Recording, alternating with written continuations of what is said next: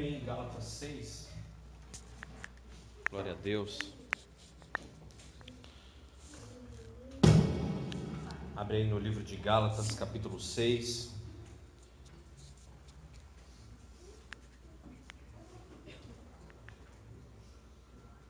A partir do versículo 6, nós estaremos lendo a palavra de Deus, pedindo ao Senhor que nos abençoe, que nos guarde, pedindo que Ele nos instrua, pedindo que a mão dEle esteja sobre nós, pedindo que Ele venha nos corrigir, nos orientar, nos ensinar.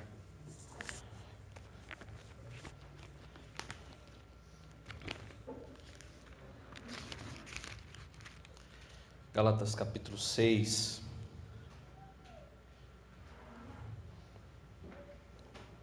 e versículo 6. Você que abriu, sentados mesmo, vamos agradecer ao Senhor e já ler esse trecho da palavra. Vamos orar. Senhor, obrigado por esse momento, ó Pai, que vamos aqui compartilhar a Tua palavra e a Tua mensagem. Muito obrigado, Senhor, pelo Teu amor, o Teu carinho, a Tua misericórdia. Que seja menos de nós e mais de Ti, Pai, nas nossas vidas. Nos arrependemos agora de todo pecado, nos arrependemos de todo mal, ó Pai, e pedimos a Ti, Senhor, que abençoe-nos agora com a Tua presença, Pai. Senhor Jesus, uma porção do Teu Santo Espírito sobre nós é o que mais queremos. Pedimos a Ti, Senhor, em nome de Jesus, que o Senhor venha transbordar as nossas vidas, alegrar os nossos corações e fazer de nós, ó Pai, instrumentos em Tuas mãos. Deus, abençoa cada um, ó Pai, que está ouvindo essa mensagem agora. Senhor Jesus, que seja, Pai, realmente uma flecha nos nossos corações, que possamos realmente agora ouvir, ó Pai, estarmos atentos àquilo que o Senhor tem para nós. E em nome de Jesus saímos daqui hoje transbordantes em Teu nome. Oramos, Senhor, para que o Senhor acrescente mais e mais pessoas ao nosso meio, pessoas dedicadas em ouvir a Tua palavra, pessoas que busquem, sim, Senhor, estar em Tua presença. Deus, em nome de Jesus, eu peço a Ti que o Senhor transborde e nos alegre em nome de Jesus. Amém e amém. Gálatas 6, versículo 6 diz assim: aqueles que aprendem a palavra de Deus devem repartir todas as suas coisas boas com seus instrutores. Não se iludam. Lembrem-se de que vocês não podem enganar a Deus e escapar impunes. O homem sempre colherá aquilo que semeou. Se ele plantar a fim de agradar aos seus próprios desejos maus, estará plantando todas as sementes do mal e, logicamente, fará uma colheita de ruína espiritual e morte. Mas se plantar as coisas boas do Espírito, ele colherá a vida eterna que o Espírito Santo lhe dá. E não nos cansemos de fazer o bem, porque em pouco tempo teremos uma colheita de bênção, se não desanimarmos e nem desistirmos. Versículo 10. É por isso que, tanto quanto pudermos, devemos sempre fazer o bem a todos, e especialmente aos nossos irmãos cristãos. Você pode dizer glória a Deus por isso? Glória a Deus. É bênção, irmãos. Hoje a palavra que Deus tem trazido para nós é uma palavra de reflexão, uma palavra para que nós possamos pensar, parar, refletir o quanto nós temos feito aquilo que Deus tem preparado para que nós façamos. Escrevi essa semana, que nós devemos ser gratos a Deus pela oportunidade de fazer escolhas, não é mesmo? Porque Deus permite que você faça escolhas, mas nós também devemos entender que devemos ter sabedoria para escolhê-las. Então agradecemos a Deus pela escolha que temos, mas devemos ter sabedoria vinda do próprio Deus para termos o discernimento e escolhermos coisas boas. Por quê? Porque aquilo que nós escolhemos, aquilo que nós plantamos, escolhas. Por que eu estou falando de plantio e estou falando de escolhas? Plantar é escolher. Aqui quando Paulo fala aos Gálatas, é justamente sobre isso. Olha, preste bem atenção, vocês que são Gálatas, vocês que são cristãos na igreja na região da Galácia. Não era uma cidade só, era uma região toda. Vocês devem entender que vocês são responsáveis pelas escolhas que fazem. Vocês devem entender que o que vocês plantarem, vocês colherão. E aqui ele fala, olha, ajudem uns aos outros. E ele fala especificamente aqui sobre o plantio, que é semear na vida das pessoas, ajudar. E então, por quê? Né? Até mesmo na semana passada a gente esteve conversando e alguns irmãos perguntaram: Dani, como que a gente faz? Nós sabemos que na ação que fazemos as ruas, existem pessoas que estão ali porque elas querem. Existem pessoas claramente que não estão passando um momento na rua, mas elas querem viver, né, de mendigar.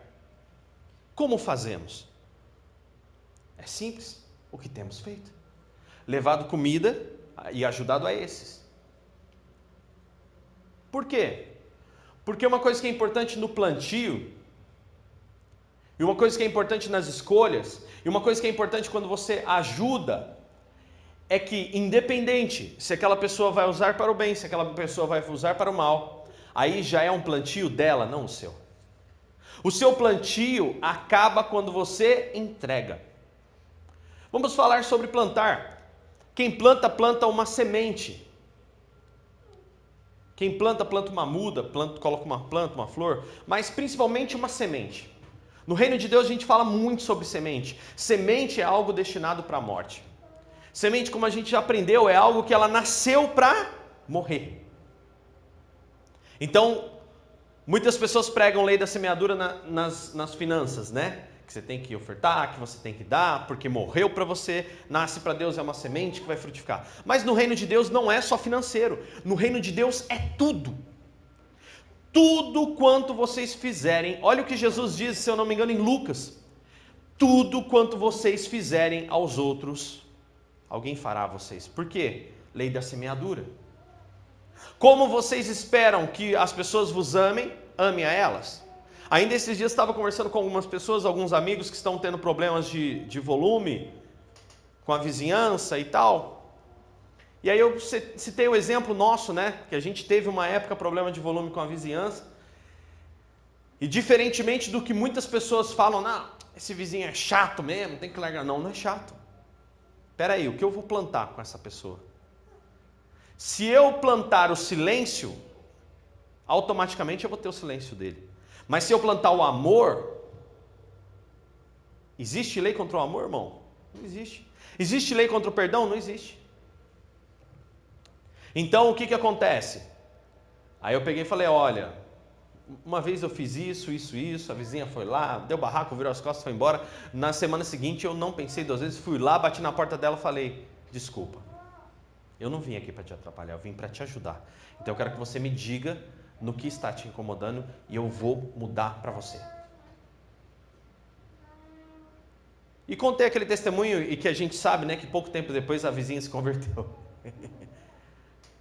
Pediu nossa ajuda, oração e caminhou com a gente ali. E aí ele falou, não, mas não adianta. Ele já foi, reclamou na prefeitura, já abriu o processo e a gente está correndo, mas ele vai dar com os burros na água, que não sei o quê. Gente, a nossa luta não é contra a carne nem contra o sangue, mas contra principados e potestades. E aí, o que eu tenho que fazer? Plantar. É fácil morrer uma semente? Não. É fácil. Se fosse fácil, irmão, eu posso dizer uma coisa? É interessante como que a semente ela é dolorosa.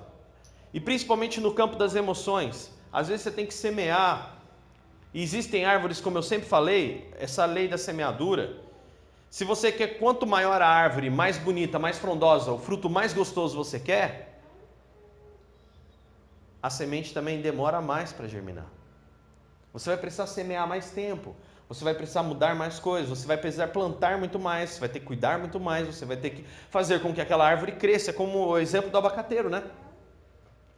E hoje Paulo nos fala, porque aqueles que semeiam na sua iniquidade colherão ruínas, mas aqueles que fazem o bem, aqueles que perseveram em semear o bem, colherão para a glória de Deus.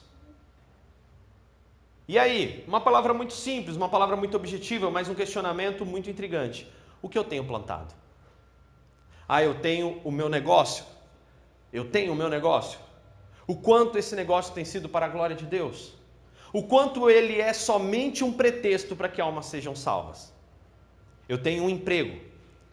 E o quanto esse emprego tem sido somente um pretexto para que eu, no meio de outras pessoas, leve a salvação de almas. O quanto eu estudo, o quanto meu estudo, minha escola, minha faculdade, o meu curso, o quanto o curso da minha vida nessa terra é somente um pretexto. O carro que eu compro numa concessionária, a bicicleta que eu compro de um vizinho, o pão que eu compro na padaria, o quanto isso são somente pretextos para que nós preguemos e façamos o bem. O bem ensinado por Jesus, não o bem humano, o bem próprio, aquele que é somente para si. Não, o bem ao qual Jesus é refletido. Você já parou para pensar que tudo o que você vive, a sua vida materna, a sua vida como filho, a sua vida como esposa, como esposo, a sua vida como namorado, como namorada, a sua vida como estudante, a sua vida como profissional, é somente um pretexto para que você use aquilo ali para semear a palavra na vida das pessoas ao seu redor. Você já parou para analisar que é tudo só um pretexto? Porque nós entendemos que no princípio do reino de Deus, todas essas coisas passarão. A sua juventude, ela passará. O tempo passará, um emprego vai embora, um trabalho, o dinheiro que você ganha hoje, amanhã você já paga uma conta. Tudo isso passa, mas a única coisa que persevera é o reino de Deus para todo sempre.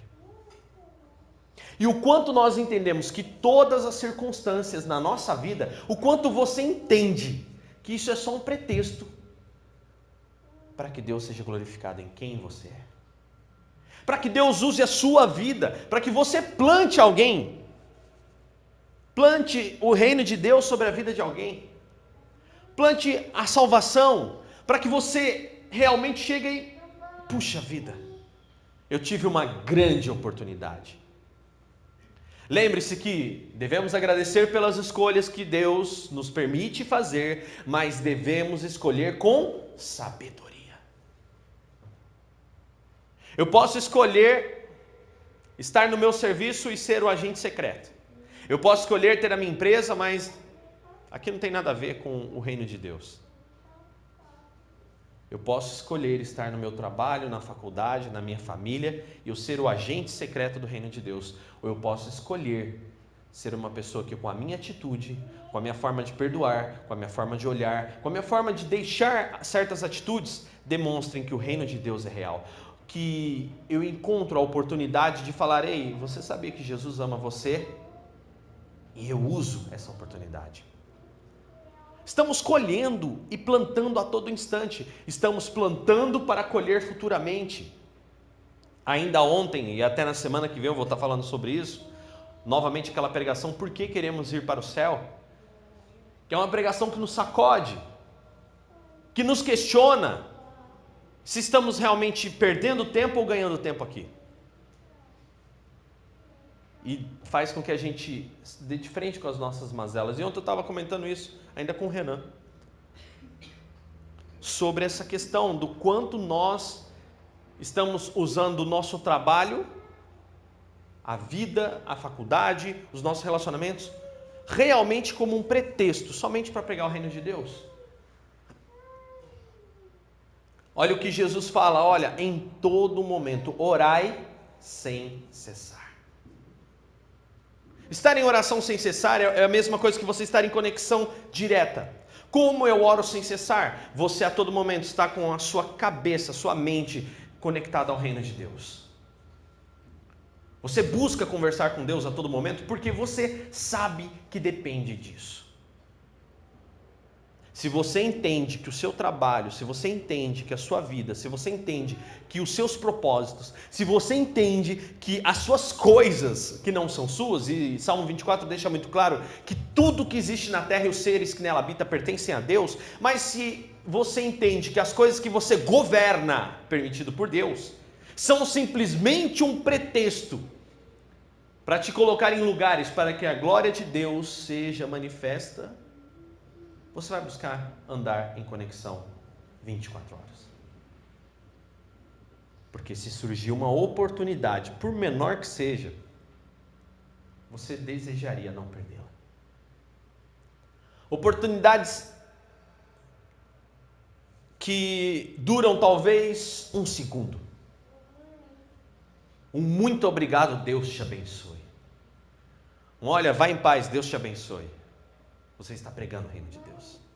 Você está agindo como um cristão na terra. Você está transmitindo luz. Você está realmente levando o nome de Jesus. Olha, que Jesus te abençoe.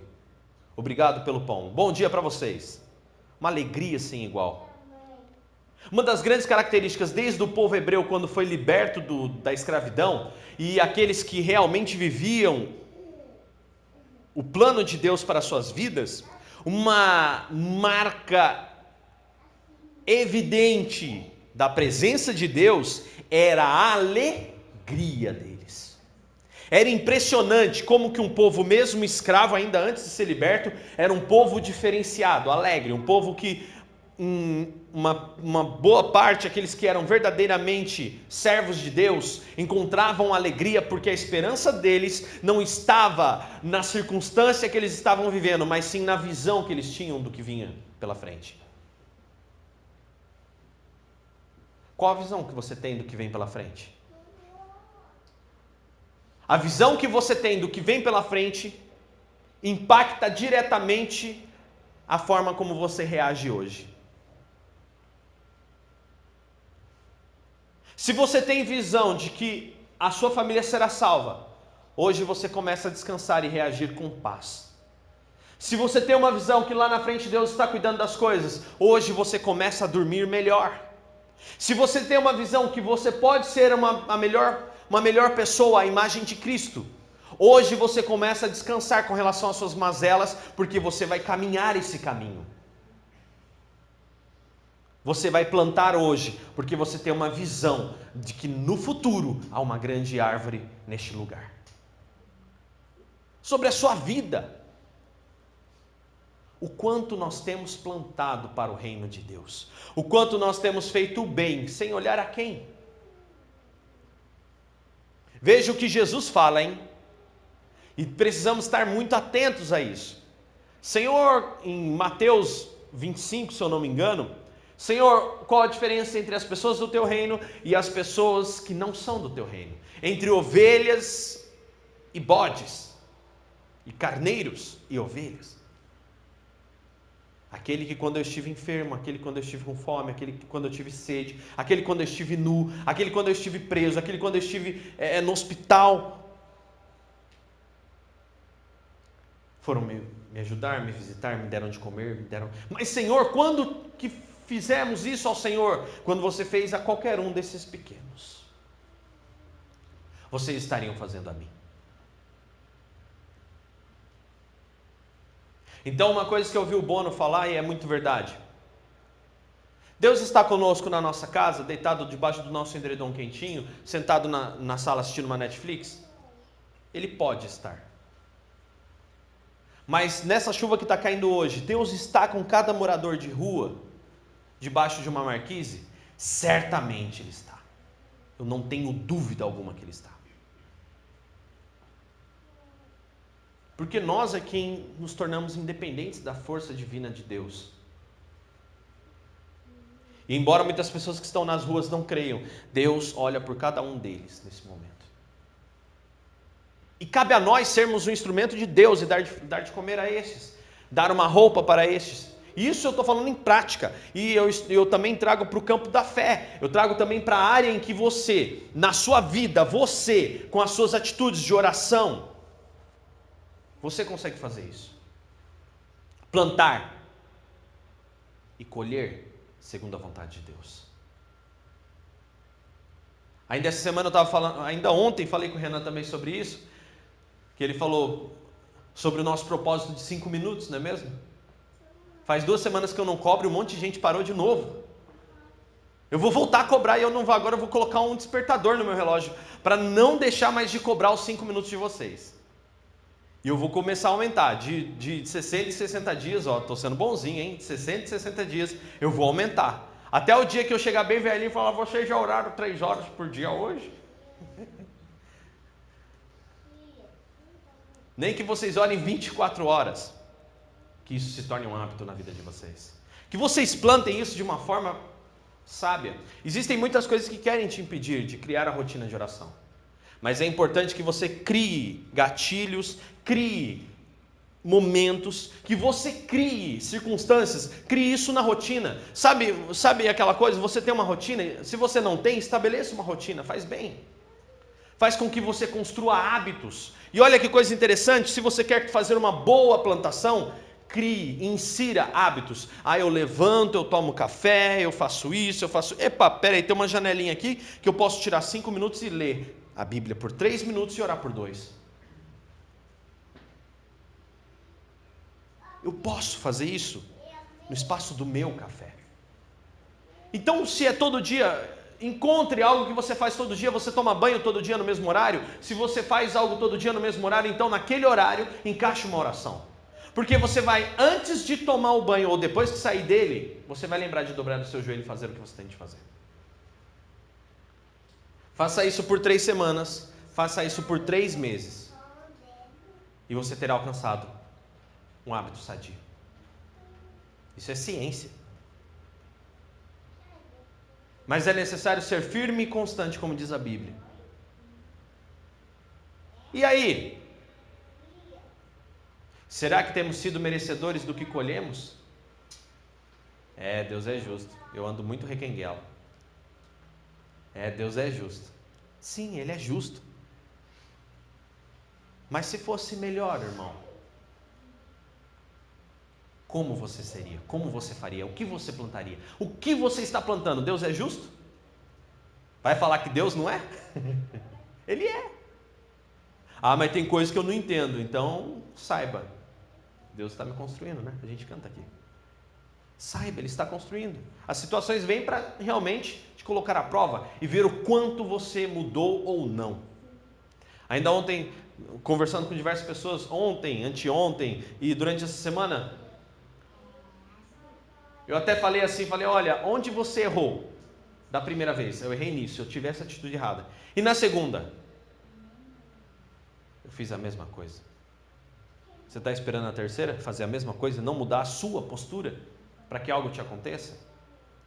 Entenda que fazer o bem não é ser idiota. Entenda que a Bíblia fala que você tem que ser simples como a pomba e esperto como uma cobra. Simples como a pomba e esperto como a cobra. Você tem que ser.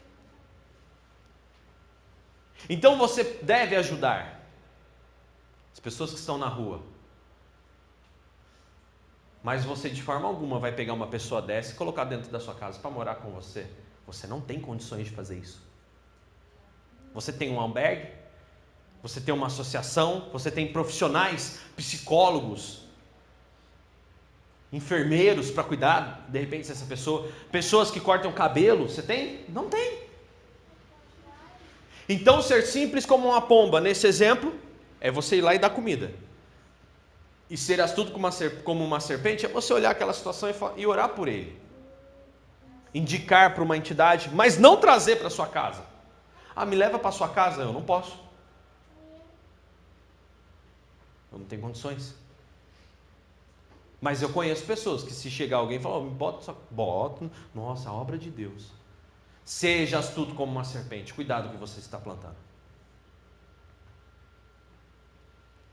Existem pessoas que na boa intenção plantam coisas que são irreversíveis, destroem suas vidas.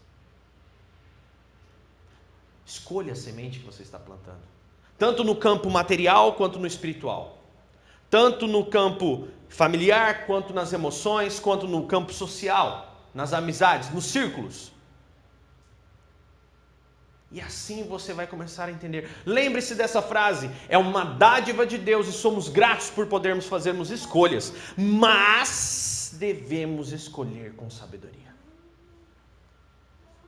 Porque afinal, a colheita vem para nós.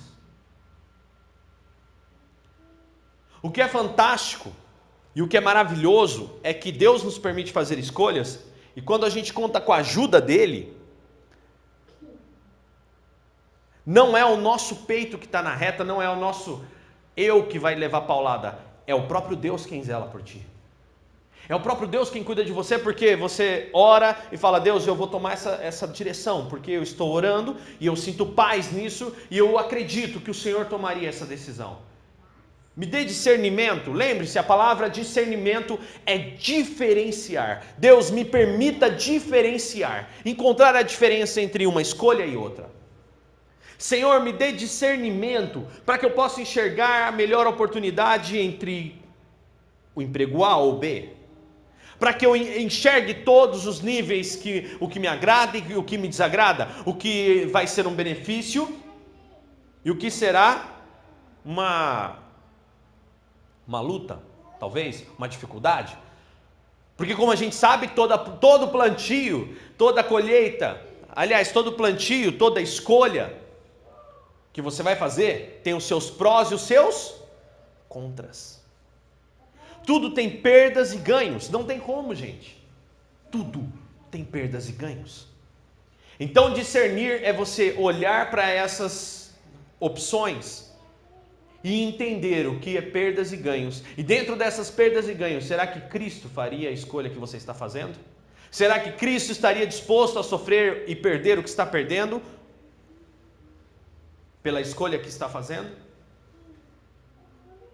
É assim que se discerne. É assim que se discerne as situações. É assim que você pede para Deus: Deus, que eu possa diferenciar, que eu encontre a diferença. Discernimento é isso. Então a gente vê coisas importantes no plantio. Tenha discernimento para plantar, tenha sabedoria, escolha, porque o plantio é seu, a colheita é sua. Mas não deixe de plantar. Temos aí na esfera espiritual. Você quer colher paz, então plante oração, plante leitura. Você não quer ser enganado, então leia a Bíblia. Na esfera material, o que você tem? Ajude os outros. Sempre haverão pessoas necessitadas. Se você sentir no coração, ajude. Se você não sentir, que nem, por exemplo, a gente faz tantas coisas, né, ajuda tantas pessoas, mas existe um lugar que eu passo aqui em Guará, um túnel aqui, que eu sempre vejo pessoas lá dando moedas para aqueles homens, e eu não sinto ali vontade de dar moeda para aqueles homens. Eu não sinto em paz. Mas como eu sei que eu ajudo outras pessoas, então eu fico em paz. Eu não ajudo aquele em específico. Por que, Dani? Você acha que ele vai... Não sei, não me importa o que ele vai fazer. Eu sei que eu não sinto paz de dar dinheiro para aquele homem. E eu confio na palavra do Espírito que está em mim.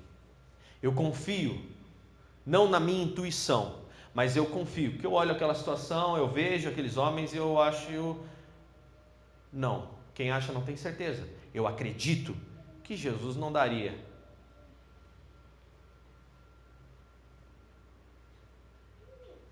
A menos que ele quisesse realmente mudar algumas coisas. E aí? Discernimento. Segundo a palavra de Deus. Não segundo achismos, não. Tenha fundamento. Seja uma pessoa alicerçada na rocha. E saiba que o plantio é constante. Entenda que a sua vida é só um propósito para que Deus faça a vontade dele no mundo. A sua vida é um propósito, os seus negócios, a sua empresa, o seu trabalho, a sua família, o seu casamento, o seu relacionamento, as suas amizades. Deus quer usar tudo isso. Deus quer que você faça plantios para o reino dele usando tudo isso. Deus, ele deseja ansiosamente que você entenda que tudo pertence a ele, que você é um governante.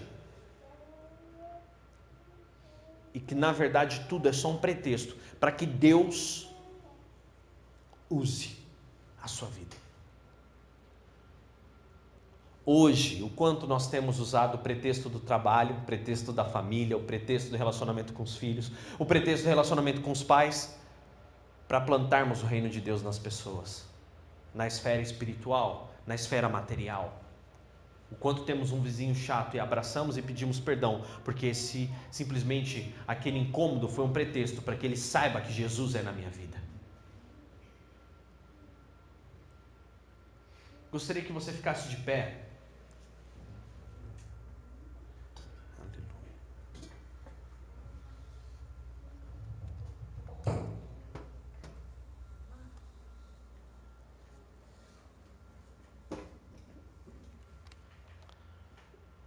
E nós vamos orar. Nessa oração, eu já quero orar por essa palavra. Eu quero orar também pelo momento da ceia que iremos participar. E nesse momento já vamos fazer uma oração de arrependimento. Vamos nos arrepender de todo o pecado. Vamos nos arrepender das nossas mazelas. Vamos nos arrepender de tudo aquilo que não provém do Senhor. Porque o nosso Senhor é um Deus maravilhoso. E Ele é perdoador. E Ele é abençoador. E Ele é cuidador. Ele nos cura, Ele nos limpa, Ele nos transforma. E Ele nos perdoa de todo o pecado. Nós devemos sempre confiar nele, porque Ele está cuidando de nós. E devemos entender também que tudo o que estamos vivendo é apenas um propósito para que Ele use as nossas vidas. Amém? Vamos orar agora. Senhor, nós te agradecemos por essa palavra.